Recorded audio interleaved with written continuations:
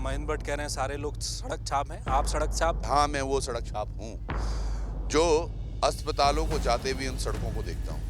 मैं वो सड़क छाप हूँ जो विद्यालय में जाने वाले उन बच्चों की उस सड़क को देखता हूँ। मैं वो सड़क छाप हूँ जो रोजगार के लिए हमारे युवा उन सड़कों पर धक मार रहे हैं, वो सड़क छाप में हूँ। तो मैं बोल रहा हूँ ना, रावण का अभिमान नहीं रहा तो इन भाजपा के इन नेताओं का और इन तमाम लोगों का भी नहीं रहने वाला, चाहे वो प्रेमचंद अग्रवाल ही क्यों नहीं, कुछ भी कर लें आप। उत्तराखंड में पहाड़ से लेकर मैदान तक और देहरादून से लेकर दिल्ली तक राजनीतिक हलकों में गहमा गहमी का माहौल है। जिस तरह से पहाड़ को लेकर बयान आए, तमाम मंत्री बोले, विधानसभा अध्यक्ष का रवैया सामने आया, उसके बाद बीजेपी असहज हुई, बैकफुट पर है। दूसरी तरफ प्रदेश अध्यक्ष महेंद्र भट्ट के एक के बाद एक बयान आ रहे हैं। इस वजह से भी पार्टी अपने आप को बेहद इस समय संवेदनशील स्थिति में देख रही है, क्योंकि मुद्दा बड़ा है। क्या कैबिनेट का रिसफल होगा, मंत्री प्रेमचंद अग्रवाल की छुट्टी होगी या कोई नया चेहरा आएगा, कितने लोग बाहर जाएंगे, यही तमाम कयास लग रहे हैं। इस बीच उत्तराखंड के वो लोग जो इस बयान से, इस तरह की बयानबाजी से परेशान हैं, जिनके दिलों पर चोट पहुंची है, वो अपने आप को ठगा सा महसूस करते हैं, क्योंकि उत्तराखंड के दूरस्थ पहाड़ी इलाकों में हम आए दिन लोगों को दम तोड़ते हुए देखते हैं, जब सड़कें नहीं होती, रास्ते नहीं होते और स्वास्थ्य सुविधाओं की वजह से लोग मर रहे होते हैं। ऐसी स्थिति में ये जो राजनीतिक खेल उत्तराखंड में होता है, ये भी किसी को पसंद नहीं आता। अब चारधाम यात्रा शुरू होने वाली है आने वाले समय में, यानी कि वो पूरा पर्यटन जो पूरी तरह से पहाड़ पर डिपेंड करने वाला है, उसी पहाड़ में यात्रा शुरू होने वाली है। सरकार की क्या तैयारी है और इस समय सूबे का माहौल क्या है, इन तमाम मुद्दों पर बातचीत के लिए मेरे साथ त्रिभुवन चौहान हैं। केदारनाथ से विधानसभा का चुनाव लड़ चुके हैं और इस समय केदारनाथ में जगह जगह जाकर धरातल पर काम भी कर रहे हैं। इनसे केदारनाथ के विषय में भी बात करूंगा, लेकिन पहले मुद्दा, त्रिभुवन भाई ये बताइए, गैरसैंण गए थे जो नेगी जी ने बुलाया था? महेंद्र भट्ट कह रहे हैं सारे लोग सड़क छाप हैं, आप सड़क छाप? देखिए, जब बुद्धि भ्रष्ट होती है किसी की तो बहुत वक्त नहीं लगता, पर उनके इस जवाब पे या उनके इस सड़क छाप कहने पर मैंने तो कहा, हाँ मैं वो सड़क छाप हूँ जो अस्पतालों को जाते हुए उन सड़कों को देखता हूँ। मैं वो सड़क छाप हूँ जो विद्यालय में जाने वाले उन बच्चों की उस सड़क को देखता हूँ। मैं वो सड़क छाप हूँ जो रोजगार के लिए हमारे युवा उन सड़कों पर धक मार रहे हैं, वो सड़क छाप में हूँ। और मैं वो सड़क छाप हूँ तो जो 2027 में ये निश्चित करना चाहता है कि इनके तमाम दल के नेता और ये खुद भी उसी सड़क पर बैठ जाएं। तो अच्छी बात है, आज इनकी बौखलाहट बढ़ी हुई है। समझिएगा, एक व्यक्ति केवल अपने आका को खुश करने के लिए किस तरह से बयानबाजी कर रहा है, ये सबको दिख रहा है कि वो किस तरह से आते हैं। जोशीमठ का एक वीडियो भी बड़ा इनका वायरल हो रहा है, आपने देखा होगा शायद, रो रहे हैं वो वहाँ वोट मांगने के लिए। बिल्कुल। और जो परसों गैरसैंण में लोग थे, वो तमाम वो मातृशक्ति थी जो उसी विधानसभा से आती है। वो तमाम बुजुर्ग थे जो उसी विधानसभा से आते हैं। वो तमाम फौजी भाई हमारे थे, एक्स आर्मी वाले, जो उसी विधानसभा से आते। तो कहीं तुम उन्हीं के सामने गिड़गिड़ा रहे हो वोट के लिए, और फिर जब मौका बनता है तब आप उन्हीं को सड़क छाप कह रहे हैं। तो इनकी कथनी और करनी में बहुत अंतर है। आज जो भाजपा की स्थिति है, कमोवेश वो सबको पता है कि क्या चल रहा है, और जिस हिसाब से ये चल रहे हैं, मुझे लगता है बहुत लंबा ये चलने वाले नहीं है। प्रदेश को पता चल गया है, यहाँ के प्रदेशवासियों को पता चल गया है कि ये पहाड़ के लिए राज्य बनाया गया था। इसकी अस्मिता पर आज कोई अगर प्रश्न चिन्ह इस तरह से लगा देगा, वो भी भरे सदन, 70 का 70 लोग चुप रहे। ऋतु खंडूड़ी को जहाँ बोलना चाहिए था वहाँ वो बोली नहीं, उसके बाद बुटोला के ऊपर खूब बोली वो, बैठ जाओ बैठ जाओ। तो ये तमाम चीज़ें अभी सभी को समझ में आ गई हैं। आपने सही कहा, बीजेपी बैकफुट पे है, लेकिन बैकफुट पे रहने मात्र से नहीं होगा, अब कुछ करना पड़ेगा इनको। अब देखिएगा, प्रेमचंद अग्रवाल का कल मैं एक वो देख रहा था, पुलिस को सभी को इकट्ठा करके कह रहे थे कि जहां शराब बिक रही है, आपको पता है कहां अवैध शराब जारी है, कहां। ये वही व्यक्ति हैं जिन्होंने शराब के ठेके खुलवाए थे। मुझे तो वो रावण याद आता है, जो आप देखिएगा वो कभी शिव की साधना करते थे, कभी हवन करते थे, उन्हें लगता था उनसे बड़ा भक्त कोई नहीं है, लेकिन वो अभिमानी था। वो व्यक्ति था जिसने सीता हरण किया था। उसने पाप पे महापाप करते गया था, लेकिन कुछ 2-4 चीज़ें करके उसको लगता था जनता की नज़रों में या फिर मेरी लंका की नज़रों में मैं बड़ा एक प्राणी बन जाऊंगा। तो ऐसा हुआ नहीं। तो मैं बोल रहा हूँ ना, रावण का अभिमान नहीं रहा तो इन भाजपा के इन नेताओं का और इन तमाम लोगों का भी नहीं रहने वाला, चाहे वो प्रेमचंद अग्रवाल ही क्यों न हो, कुछ भी कर लें। अब लोग क्या कह रहे हैं त्रिभुवन भाई, आप तो पहाड़ों में कई जगह गए जब से प्रेमचंद अग्रवाल का बयान आया या महेंद्र भट्ट कुछ बोल रहे हैं, लोगों में क्या है सोचना? हमने अंकिता भंडारी हत्याकांड देखा, उस बहन को अभी भी न्याय नहीं मिला है, वो हम देख रहे हैं अपनी आंखों से। और भी बहुत मूल निवास का मुद्दा है ही, वो कानून को क्या मांगा जा रहा था, क्या मिल गया, इसको लेकर भी लोग सवाल उठा रहे। क्या भावना है इस समय लोगों की पहाड़ में? बहुत आक्रोश है सर। अब तक तकरीबन 200 से अधिक पुतले जला दिए गए, उनकी शव यात्राएं निकाल दी, कई जगह पिंडदान हुए, तमाम चीज़ें हुई हैं। आप समझिएगा लोगों में आक्रोश भर भर के है। मैं रुद्रप्रयाग से आ रहा हूं तो रुद्रप्रयाग में भी लोग बोल रहे हैं भाई साहब यहाँ भी एक बड़ा सैलाब करने की आवश्यकता है। चमोली से फ़ोन आ रहे हैं, उत्तरकाशी से आ रहे हैं। इसी दौर में एक पूरा क्रम हम जिला वाइज भी जाएंगे, अब हर जगह इस चीज़ को बताएंगे लोगों को कि भैया हमने मांगा नहीं था, इन्होंने यूसीसी दिया। हमने भू कानून मांगा था, इन्होंने तोड़ मरोड़ के वही वाला दे दिया जो पहले था। और अब जो चीज़ें इन्होंने प्रेमचंद अग्रवाल को बचाव में ये कर रहे हैं, ये अब उत्तराखंड की जनता बर्दाश्त नहीं करेगी। हो सकता है डिजिटल माध्यम से लोग देख रहे हैं, लेकिन अब हम गांव-गांव जाकर लोगों को ये अवेयर जरूर कराएंगे। और लोगों में आक्रोश भी भर भर के है। हर गांव से जो लोग युवा साथी हमसे जुड़ रहे हैं, उनका बस यही कहना है कि भाई साहब आप बस आ जाइए यहाँ और हम बताएंगे कि हम अब कितने दुख में हैं, तो ये बचेंगे नहीं। केदारनाथ की क्या स्थिति है? चारधाम यात्रा शुरू होने वाली है, बहुत कम समय है, और इस बीच प्रधानमंत्री मोदी आए तो एक बड़ी योजना जिसको कि बताया जा रहा है कि गेम चेंजर हो जाएगी केदारनाथ के लिए। सोनप्रयाग से केदारनाथ 36 मिनट में पहुंच जाएंगे। रोपवे का उन्होंने घोषणा कर दी है, काम चलेगा, कब तक बनेगी वो अलग विषय है। एक बड़ा चेंज देख रहे हैं आप इसको? बड़ा चेंज तो ये है घाम तापो पर्यटन, जो आप और मैं अभी घाम ताप रहे हैं। मुझे लग रहा है उत्तराखंड का हर जो युवा साथी जो बेरोजगार है वो घाम ताप रहा है। जो आज हमारे फसलों को बचा नहीं पा रहे हैं हम जंगली जानवरों से, तो वो मातृशक्ति वो घाम ताप रही हैं। किसी के पास रोजगार नहीं है, वो घाम ताप रहे हैं। अब आने वाली यात्रा के लिए जो ये इन्होंने घाम तापो वाली बताई है, इसमें आपने वो जोड़ा है अभी जो रोपवे है उस पर तो पता नहीं कब बनता है, वो तो अभी एक शगुफा है, क्योंकि वो तो पिछले 2-3-4 वर्षों से सुन रहे हैं हम भी। हमने पहले यही बोला भैया उसका कोई ड्राफ्ट आपने तैयार किया हो, लागत तो आपने बता दी कि भैया 4,000 करोड़ से ऊपर हम उसमें देंगे, पर वो ज़मीन किसकी एक्वायर करने वाले हैं, क्या व्यवस्थाएं की हैं? सोनप्रयाग में एकमात्र पार्किंग है बड़ी, जिसके टेंडर को लेकर भी अब की बार बड़ी व्यवस्था है, क्योंकि जो पहले जिसके पास टेंडर था वो हाई कोर्ट चले गए हैं। अब वहाँ पार्किंग की व्यवस्था नहीं है। वो जो आप रोपवे बनाने वाले हो उसके लिए बेस कहाँ बनाएंगे? सोनप्रयाग में कहाँ, कौन सी जगह है? किसी गांव की ज़मीन को आप एक्वायर करने वाले हैं? सीतापुर में एक्वायर करोगे या त्रियुगी नारायण की तरफ जाएंगे? कुछ पता नहीं है। क्या आज गांव वालों को मुआवजा मिलेगा, किस तरह से मिलेगा, क्या होगा? और वहाँ जो गाड़ियाँ जाएंगी उनके लिए क्या होगा? उसके बाद घाम तापो पर्यटन वहाँ और शुरू हो जाएगा जब ये वहाँ से रोपवे आगे जाएगा सर। अब इनका कहना है कि एक दिन में 18,000 लोगों को हम ले जाने की कैपेसिटी रखते हैं।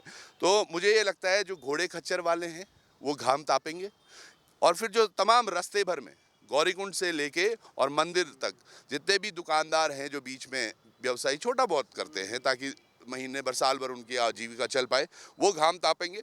तो ये तमाम चीज़ें अभी तक बिल्कुल निष्कर्ष पर नहीं आई हैं कि क्या कुछ होने वाला है, किसके लिए किया जा रहा है, कब तक किया जाएगा, कुछ पता नहीं। करने वाली बात तो ये थी साहब जो इनको करना चाहिए था। अभी देखिए आप मुनकट्टिया में सड़क टूटी थी, आप भी वहाँ पहुँचे थे सर, तो 7-8 महीने हो गए, वो सड़क आज तक दुरुस्त नहीं हुई।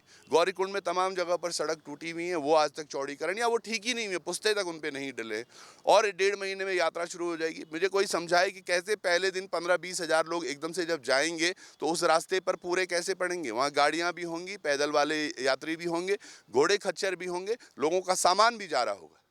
और ये फिर क्या करेंगे? बोलेंगे अरे अव्यवस्था हो गई, धाम में भीड़ हो गई, यात्रा ऋषिकेश में बंद कर दो। और एक और चीज़ इन्होंने कर दी है, इन्होंने क्या कर दिया कि भाई रजिस्ट्रेशन अनिवार्य कर दिया, और उसके साथ साथ सबसे बड़ी बात डिक्लेरेशन फॉर्म आपको देना होगा। पहले तक तो आदमी रजिस्ट्रेशन से परेशान था सर, केवल 40% लोग ऐसे हैं जो यात्रा ऑनलाइन करते होंगे, 60% वो लोग हैं जो ऑफलाइन मोड से, जिनके पास छोटे फ़ोन हैं, जो बहुत ज़्यादा पढ़ा लिखा नहीं है। ऋषिकेश में भीड़ रहती है तमाम, है ना? अब उनके साथ साथ उनको डिक्लेरेशन भी देना पड़ेगा। Me my kid and my family and 11 more people, वो फॉर्म भरते भरते तो शाम हो जाएगी। और अच्छा बाई चांस, क्योंकि इतनी अव्यवस्थाएं होंगी, अगर एक दिन डिले हो गया आदमी, क्योंकि आपने डिक्लेरेशन कर दिया कि फलां होटल में मैं रुकने वाला हूँ 18 तारीख को, आप एक दिन के लिए लेट हो गए, अब वहाँ 19 को पहुँचे तो 19 को तो किसी और की बुकिंग है, वो डिक्लेरेशन के चक्कर में वो तो कहीं और जा भी नहीं पाएगा रहने के लिए, तो कहाँ रोकेंगे उनको? ये कौन, मुझे जो लग रहा है इसमें एक 30 कैमरा इंस्टॉल करने की बात कर रहे हैं, ये कि व्हीकल को भी हम वो करेंगे। ये जो 30 कैमरे हैं सर, ये NTPR कुछ इनको बोल रहे हैं, मुझे लगता है ये कोई कंपनी ऐसी है जिसने ये ठेका लिया है, जिसने ये आइडिया दिया है कि जी हमारे ये 30 कैमरे लगवा दो। एक एक कैमरे की कीमत पता नहीं क्या होगी, बस ये लगने चाहिए। अब कहाँ लगे क्या लगे कुछ नहीं, पर ये इनकी बिक्री हो जाएगी, इनके 2-4 मंत्रियों को या विधायकों को कुछ पैसे मिल जाएंगे, बस इतनी बार है। यात्रा की तैयारी आप ये समझिएगा, कल रात को सर इतना बड़ी दुर्घटना हुई है सोनप्रयाग बाजार में, 1 करोड़ों का होटल जल के ध्वस्त हो गया, लेकिन वहाँ पर इनकी व्यवस्थाओं के नाम पर फायर ब्रिगेड तक नहीं थी। मैंने स्वयं SDRF के जो हेड हैं उनसे बात की, NDRF वालों से बात की, पुलिस महकमे से बात की। पुलिस के पास सीमित संसाधन है अपने, क्या करेंगे वो। SDRF की जो टुकड़ी थी वहाँ पे 4-5 लोग थे, एक कुक था उनमें, एक केयर टेकर था, 2-3 और लड़के थे। उनके पास क्या इक्विपमेंट्स होंगे सर SDRF? उनकी गलती नहीं है, गलती है फायर ब्रिगेड की कि वो क्यों नहीं अवेलेबल है, क्योंकि वो उस चीज़ के लिए एक्सपर्ट है। इतने सारे होटल्स हैं, केवल सोनप्रयाग में नहीं, सीतापुर हो गया, रामपुर हो गया, फाटा हो गया, इनकी दूर दूर तक कहीं नहीं है, सीधे अगस्त्यमुनि या फिर तिलवाड़ा से फायर ब्रिगेड की आएगी गाड़ी, तब तक तो आदमी सब कुछ नष्ट हो जाएगा। ये तो केदारनाथ रूट है सबसे। केदारनाथ, मैंने सोचिए ना, मैंने इसी तरह से बात जब की, मैं प्रशासन में किसी से बात करता तो वो कहते हैं कि भाई साहब ये यात्रा टाइम पे आती है, क्या परेशानियाँ केवल यात्रा सीजन पर होती हैं, और उनके लिए भी निवारण क्या होता है? कुछ भी निवारण नहीं है। PM कह रहे हैं ना 365 दिन का 365 दिन, तो ये वही केवल दीदी भूलियो बोलने से नहीं होगा सर। आज लोगों को समझ में आ रहा है जो चीज़ें हो रही है ना हमारे साथ। अभी एक चमोली का मैं वीडियो देख रहा हूँ, यहाँ इंटरनेशनल वुमेंस डे मनाया जा रहा है, बहुत तरीके से हमने मातृशक्ति को नमन किया। एक बहन हमारी बाढ़ गांव की, चमोली के उधर है ये गांव, चमोली में ही, तो वहाँ से सोचिएगा डंडी कंडी पर 2-2.5 किलोमीटर उनको पैदल लाया जाता है, अखबार में भी छपिएगा, और फिर वहाँ से 45 किलोमीटर दूर हॉस्पिटल लेकर जा रहे हैं। ये जय भारत के माध्यम से एक और बड़ी बात मैं कह रहा हूँ, कल मेरे पास एक फ़ोन आया साहब, हिमाचल से एक महिला का फ़ोन था, बोलती भाई मैंने आपका कोई वीडियो देखा, आप केदारनाथ से हैं, ऊखीमठ में मेरे बेटे का 8-9 जनवरी को एक्सीडेंट हुआ था, आपको पता है उस बारे में? मुझे सच में ज्ञात नहीं था, हुआ होगा, पर उन्होंने एक प्रश्न मुझे पूछा, क्या वहाँ पर भाई मौतें ऐसी होती हैं? मैं कुछ नहीं बोल पाया। 18-19 साल का एक युवा बच्चा चला गया हमारा, और उसकी माँ कहती है कि भाई उन्होंने पहले ऊखीमठ दिखाया, फिर उसको रुद्रप्रयाग रेफ़र किया, फिर श्रीनगर रेफ़र किया, और वो ऋषिकेश आते आते एक्सपायर हो गया। क्या तुम्हारे यहाँ ऐसी व्यवस्था? ऐसा बोला उन्होंने। एक माँ जो हिमाचल से अपने बच्चे को भेज रही है, शीतकालीन यात्रा या कोई भी यात्रा, किसी चीज़ के लिए भी आया हो, वो समझिएगा क्या व्यवस्थाएं दे रहे हैं हम उसको। उस माँ को आज तक डेथ सर्टिफिकेट नहीं मिला है अपने बच्चे को। मैंने उनको बोला है, आज वो बात करेंगे हमसे, कि डेथ सर्टिफिकेट नहीं मिला, उसका पोस्टमार्टम बिना फैमिली की इजाज़त के करवाया गया। कोई मतलब होता है ना, एक डिक्लेरेशन फॉर्म तो होता है फैमिली की तरफ से, वो भी नहीं। तो ये कौन सी व्यवस्थाओं की बात कर रहे हैं? धन सिंह रावत जी, आज मैं देख रहा हूँ इनके बोर्ड लगे हुए हैं साहब। 2 चीज़ें मैं आपको इंगित करूँगा, क्योंकि ये मैं धरातल पर देखते आ रहा हूँ सर। एक इनका हॉस्पिटल में एक बिल्डिंग का निर्माण हो रहा है श्रीनगर में, बताने के लिए 12 करोड़ या कुछ की है वो बिल्डिंग, तो सीधे सीधे ये मान के चलो, क्योंकि अस्पताल में डॉक्टर्स तो इनके पास है नहीं, मशीनों के हालात सबको पता है, तो ये बिल्डिंगें इसलिए बनाई जा रही हैं ताकि वो 12 करोड़ का सीधे सीधे 20% इनको 24 लाख रुपए बैठे बिठाए आ जाए और इनका धंधा पानी चलता रहे। गैरसैंण में सदन के अंदर इन्होंने बोला हुआ है कि गैरसैंण में हॉस्पिटल हमारा तैयार हो रखा है। मैं गया उस बिल्डिंग में, मैंने देखा वो वीडियो, बिल्कुल वो कुछ नहीं हो रखा है वहाँ अभी भी काम चल रहा है, और 0 स्तर पर काम चल रहा है। वो एक ठेकेदार तो वहाँ भाग के चला गया, अब जो नए SDM आए उनकी वजह से दूसरा ठेकेदार टिका हुआ है, वो काम कर रहा है। ऐसी अव्यवस्थाओं को इतने बड़े मार्जिन पे आप झूठ बोलो, झूठ बोलो, झूठ बोलो, वही तो मोदी जी ने सिखाया हुआ है। तभी तो आपको ध्यान होगा, एक लड़का फ़ोन करता है महेंद्र भट्ट को, महेंद्र भट्ट बोलते हैं कि भैया हमसे मत बात करो, तुम मोदी से बात करो। उसको पता है कि आज तक जो भी किया है, वोट हमको चाहे प्रधान लेवल पे भी हो मोदी के नाम से मिल रहा है, जिला पंचायत पे मोदी के नाम से मिल रहा है, विधानसभा में मोदी के नाम पे, संसद में मोदी के नाम से, तो मोदी को फ़ोन करो। तो ये जो नेता हैं यहाँ पर, जो आज फालतू में कोई बातें कर रहे, कोई सड़क छाप कर रहा है, कोई कुछ, वही तो तुम्हारी अपनी कहाँ धरती है, तुम्हारी धरातल कहाँ है? हम तो फिर भी सड़क पर है, आप कितनी नीचे गहरी खाई में है, जो आपको समझ नहीं आ रहा कि आपका पद क्या है। तो ये बड़ा दुर्भाग्य है। केदारनाथ यात्रा में भी बहुत कुछ अच्छा नहीं है, बहुत अनफॉर्चुनेट मुझे कहना पड़ रहा है। हमने बहुत सारी, मैंने 18 बिंदुओं को लेकर भी जिलाधिकारी के पास गया, मैंने उनको सजेशन किया था, मैं कहा सर ये चीज़ें, उन्होंने हमें आश्वासन दिया है कि 30 मार्च तक हम ये कर लेंगे। तो आई एम वेरी होपफुल कि अगर जिला प्रशासन इन चीज़ों को कर पाता है, शायद चीज़ें कुछ धरातल पर दिखे। अभी देखो, विधायक कुछ दिन पहले वहाँ गई कि हम ये क्षेत्र का मुआवजा, जो हम काम पहले 20-25 दिन पहले कर चुके थे सर, चलो अच्छी बात है, आपको जाना चाहिए, आप विधायक हैं वहाँ की। आप जाते हैं एक दिन देखने के लिए, अखबार में आता है कि विधायिका ने पूरी जगह भ्रमण किया और देखा कि कहीं अतिक्रमण तो नहीं। अगले दिन वहाँ पीला पंजा चल पड़ा। एक पूरे गांव की जो दुकानें थी उनके ऊपर पीला पंजा चल चुका है। अब मजे की बात यह है, अभी तक किसी ने बोली नहीं है वो बात, वो भी एक्सक्लूसिव आपके यहाँ बोल रहा हूँ। जहाँ ये दुकानें हटाई गई हैं सोनप्रयाग सीतापुर में, उसके ठीक पीछे बताया जा रहा है एनएच की कोई एई है जिन्होंने जमीन ले रखी है, उसने वहाँ पूरा पहाड़ काट दिया। एनजीटी उनके लिए नहीं आती। अभी मैं जब जाऊँगा धरातल पर मैं दिखाऊंगा अभी बाकायदा मैं किसकी बात कर रहा हूँ। तो वो ज़मीन अब पूरी प्लेन कर दी है। तो कह रहे हैं कि एनएच का कोई, एनएच की एई के लिए क्या अच्छा, इन लोगों, एनएच की वो एई के लिए क्या इन लोगों की वो दुकानें हटा दी जा रही है? वो क्या आगे रास्ता व्यू खराब कर रहे थे वो दुकान वाले, क्या कर रहे थे? पॉइंट क्या है सर, ये जो सड़क बनी है ये इन्हीं गाँव के लोगों के अपनी खेतों में बनी है। आज लोग बोल रहे हैं अतिक्रमण हो गया, वो वर्षों से वैसे ही काम कर रहे हैं। सबसे बड़ी बात है, जहाँ पर ये है वो वन वे है, यात्रा में वो वन वे होता है, यहाँ से जाते हैं और सीतापुर के नीचे से पार्किंग से होते हैं वापस निकलते हैं, ये वन वे रूट है। ये ढाबे बने हुए, इस ठीक ढाबे के पीछे कोई एक टुकड़ा होगा जो एई ने लिया है, ऐसा सूत्रों के हवाले से है। अब जो ये एई ने लिया है टुकड़ा, अब इसको फ्रंट चाहिए, बड़ा होटल बनाएगी वहाँ। ये इन्होंने क्या कर दिया, पहले तो ये पहाड़ आप देखेंगे, वो पहाड़ पूरा पहाड़ छील दिया। किसके तर्ज पे छीड़ा है? पटवारी क्या कर रहे थे या तहसीलदार या कौन विभाग इनको कुछ नहीं बोल रहा था, ये पूरा तोड़ दिया। अब वो पूरा प्लेन बन चुका है, अब वहाँ होटल का निर्माण हो सकता है। तो अब वादा बनेंगे ये ग्रामीण जिन्होंने अपनी छोटी छोटी जो खेत में जो जगह बची हुई थी उस पर ढाबे बना रखे थे, तो उनको हटवाने का कार्य हो रहा है। अरे कोई भी चीज़ हटती है सर, उसके लिए नोटिस होता है 30 डेज प्रायर का। किसी भी बाधा में आ रहे हो, एनएच की तरफ से आ रहे हो, कोई नोटिस तो जाएगा नहीं, आके आप सीधे पीला पंजा तोड़ दो, ऐसे कैसे होगा? तो ये चीज़ें चल रही है सर केदारनाथ में भी, और हर जगह ये हाल, प्रदेश भर में। चमोली में एक पूरे गांव को नोटिस दे दिया इन्होंने, आप खाली करो।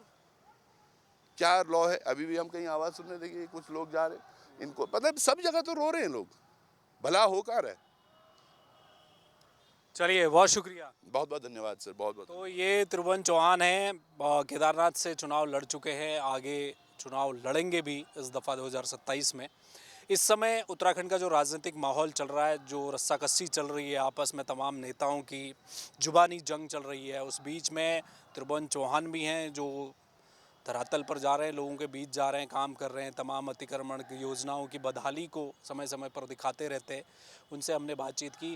केदारनाथ में चूँकि आने वाले समय में 4 धाम यात्रा शुरू होने वाली है, देहरादून में बैठकर बड़ी बड़ी बातें करके, बड़ी बड़ी योजनाओं का नाम लेकर चीज़ें नहीं सुधरने वाली है। 4 धाम यात्रा को सुचारू करना है तो स्थानीय लोगों के लिए भी खड़ा होना पड़ेगा, उनके हक हकूक न दबाए जाएं, उस पर भी सवालिया निशान है। कैमरामैन मयूर उपाध्याय के साथ हेमंत जय, भारत टीवी।